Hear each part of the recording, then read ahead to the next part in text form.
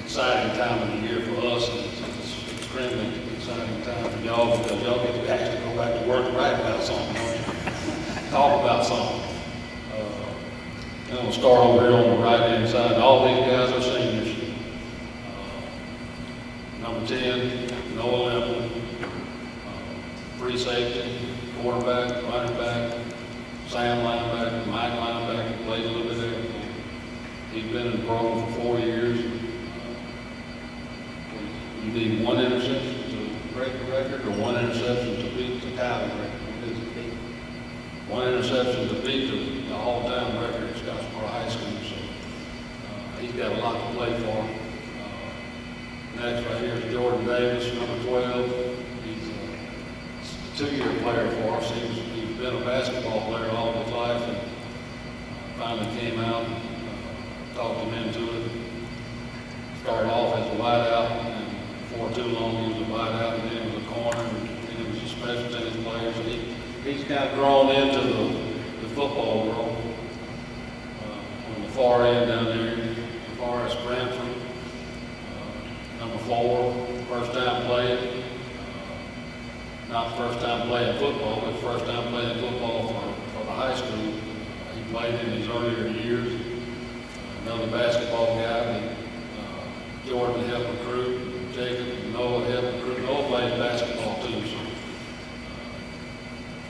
these guys are all good athletes, and they all play different sports. I think that makes them a lot better.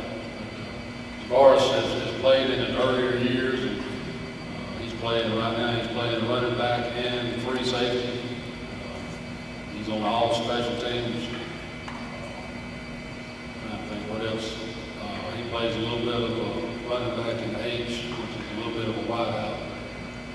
He's going to be involved quite a bit. Last and certainly not least is number 28, Jacob Manning. He's our quarterback. He's our running back. He's our thrower. He's balls in his hands every snap. He's the best player that we got, bar none. The only guy that I've ever had that's voted to our leadership council and had a unanimous vote. He got all the votes for our leadership council. That says a lot about him and his leadership abilities. But the bad thing about it is he's been playing since the 8th grade, so I don't know what I'm going to do next year. He was a freshman when I first got here in 2017 and played a year of varsity at wideout. So tremendous young man, tremendous player. A little bit about the upcoming season for us. We've got some kids coming back. We've got 5 kids on offense. We've got 5 to 6 on defense, depending on which one of them ends up starting.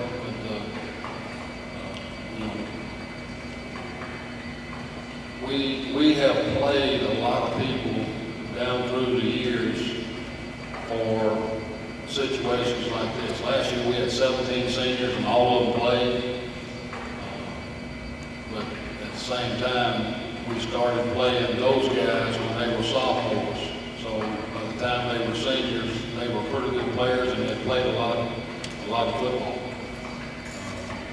This next year's bunch, our heavy class is our junior class. It has 19 in it.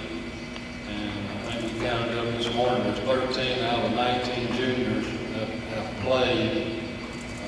And there's probably going to be 5, 6, or 7 of those start. So, we're trying to build the program so we don't have the highs and the lows. Even when you're not nearly as good athletically or talent-wise, hopefully you can go compete and still be somewhere around 6-4, 7-3, 5-5, and still make the playoffs. It's offensively, with the help of DeMorris and Gavin McCrary, who did not play last year because of a knee injury, we could be a little better from a speed standpoint.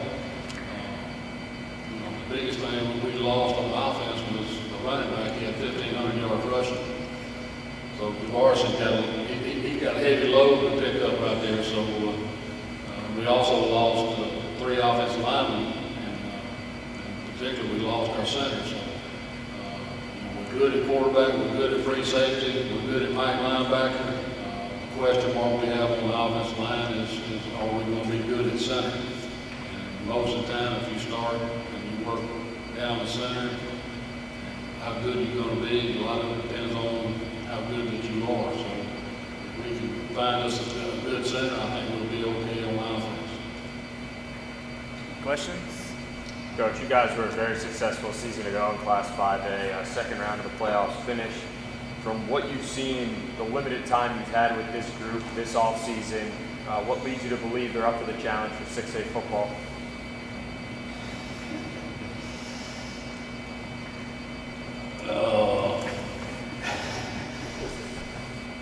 Our region is really a 5A region that just happened to be bumped up to 6A because of they changed the numbers from 11 and 12 to 9 and 10.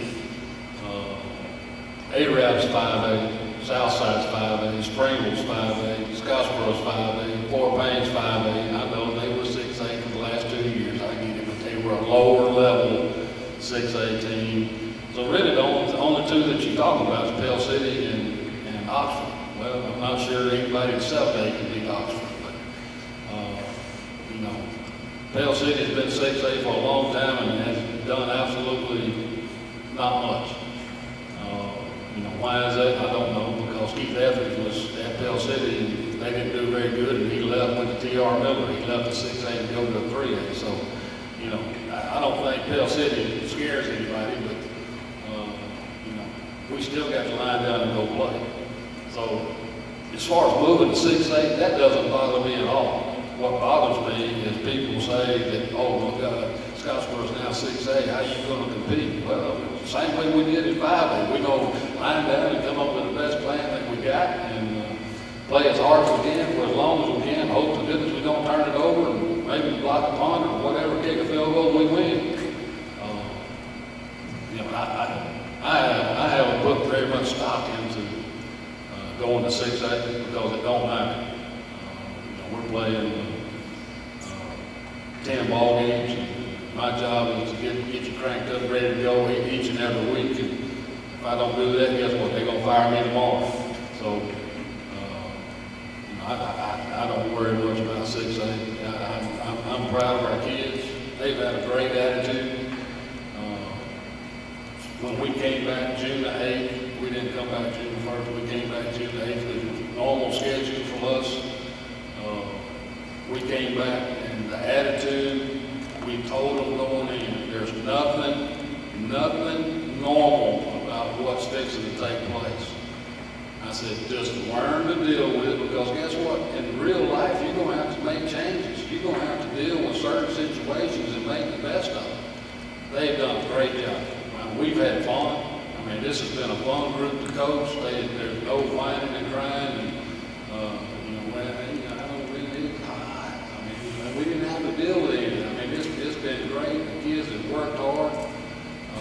We've had plenty of reading time to get to know the kids. I mean, I had the opportunity to meet with the freshmen every day, every single day that we worked out. We work out 4 days a week, from 6 to 8:30 and 8:45.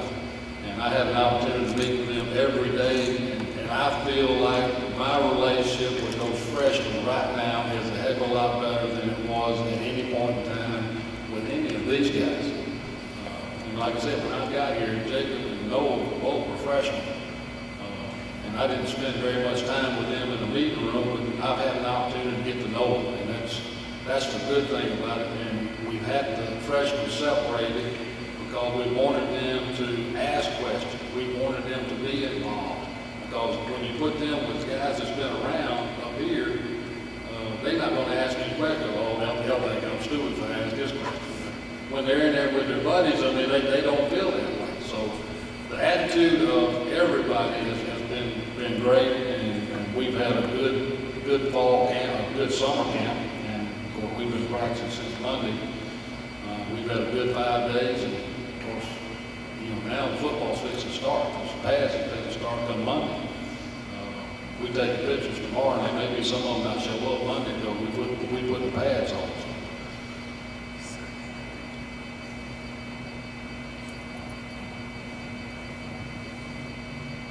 For the players, when the HSAA announced that you guys were going to get your season, you were going to get to play last week, how did you guys react? What was some of the first things that you've done, and how did that make you feel?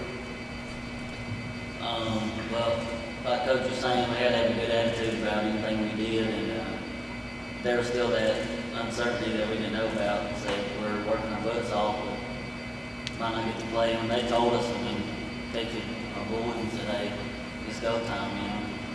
We get to do what we love to do. And a lot of people think it's just football, but the best things come from practices, workouts, meeting time, and stuff like this. Just getting to spend time together. So it's not as much of playing the game of football, it's getting to be with each other. Like Jacob said, it felt good because, all the uncertainty we had if we was going to have a season or not. We just kept working no matter what happened because there's always going to be struggles in life and you just got to face it. So we always worked hard because you never know, we might have it or not have it. So when we found out we had it, it just felt real good. We kept working. Going to still work.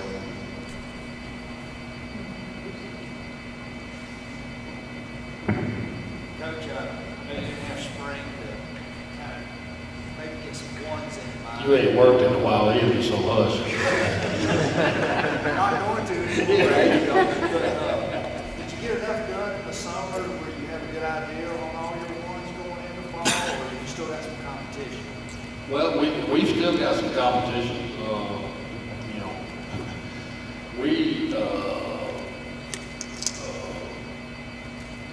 I want to say we started off with 9 linemen that we felt like were old enough and mature enough and strong enough to be able to compete for positions. And strangely enough, we've had one freshman to actually overtake a couple of those guys. So we've kind of mixed and matched. And of course, as I said earlier, we're looking for a center. So we've had 3 people play center already. So, we've got competition there. We've got competition at one of the guard positions. Really, the only 2 that are solid, really, I guess there's 3 that's solid. Left tackle, Jonah Warren, left guard, Will Dukes, that also plays Mike linebacker. So we're looking for somebody to add some depth to that, to give him a little bit of a blow. And if we've got to give him a blow, we prefer to give it to him on offense as opposed to on defense. So once again, that's one man's opinion.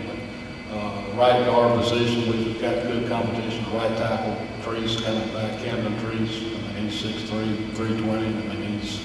He's been playing for as long as I can remember. Even as a sophomore, I would have brought him today, but when y'all asked him a question, he would have been like this. You wouldn't have got very much out of him. He's a great kid, and he's a good leader, but he's not very vocal. And these guys up here tell you, he's not very vocal. He's a good kid, love him to death, but I'm afraid he wouldn't have done good at media day. Coach, how excited are y'all about getting pads on players for you as players?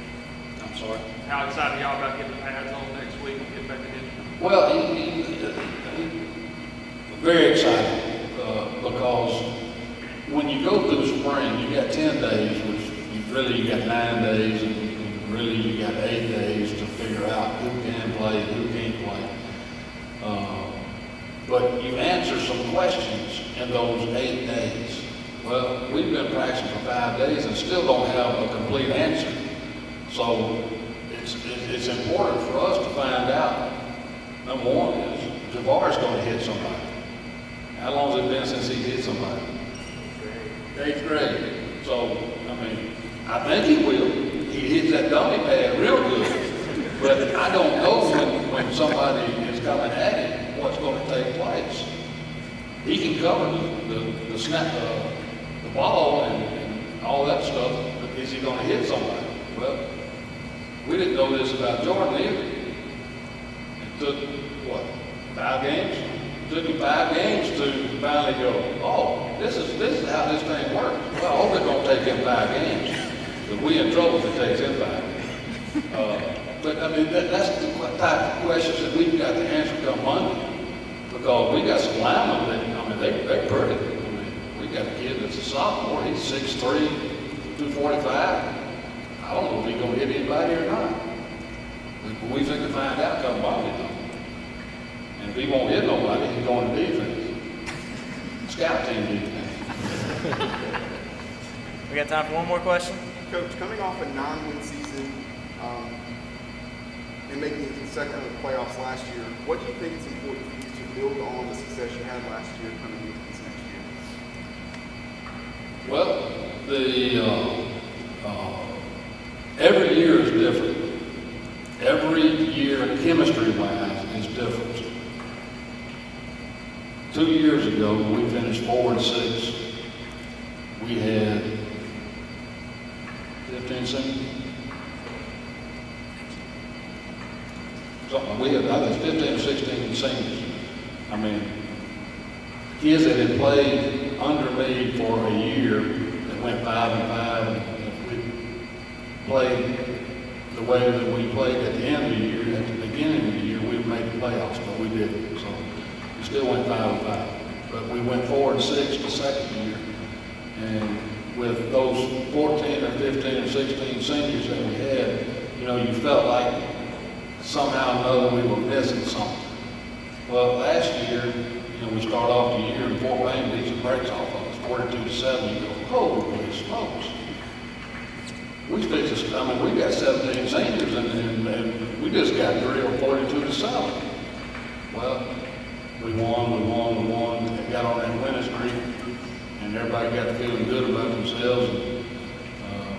We lost one we shouldn't have, and then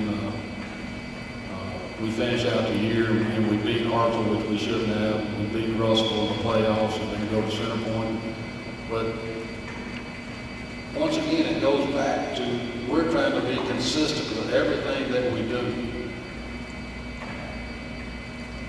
Not too high, not too low, but be consistent how we go about approaching Monday, how we go about approaching Tuesday, Wednesday, Thursday, Friday, and it doesn't really matter who on Friday that is. We're trying to be consistent because in real life, when you go to your job, does your job change on Monday? Not much. Does it change on Tuesday? Not much. You still got to get up and go. You got to get things done, and do things come up? Yeah, they come up, but you got to make that adjustment. Well, it's the same thing with what we're trying to do with this team. We're trying to teach you to be consistent. When things come up, you got to handle it. You got to focus on whatever the case may be, fix it, and then move forward and get the rest of your job done. Well, if we can do that to these kids at the high school level, how much better are they going to be when they walk out of here? Some of them get it, some of them don't get it. A couple of them come back to me from being at the University of Alabama. 6 months later, they're back at the house and go, Coach, I wish I'd listened to you. I know what you're talking about now. I didn't understand it at the time, but I do now. You know, and it's not too late, but at least they got it. And you know, that's we had a great year last year, a great year. But every week was trying to be the same, trying to be consistent, trying to get just a little bit better. And at the end of the year, I mean, we were pretty good defensively. And offensively, I mean, what we do is hang on to the ball and hopefully force you into a mistake. Question for the guys.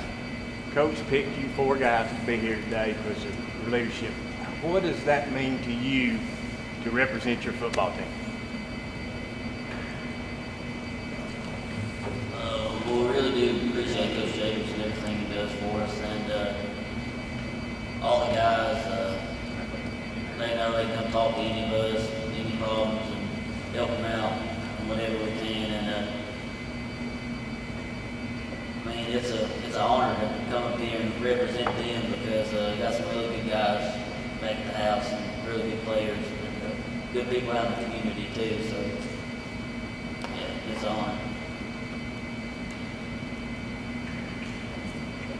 Yeah, like Jacob said, it's truly an honor to represent our football team because I think that, especially these three guys here with me, they can come to us talk about anything they need to talk about.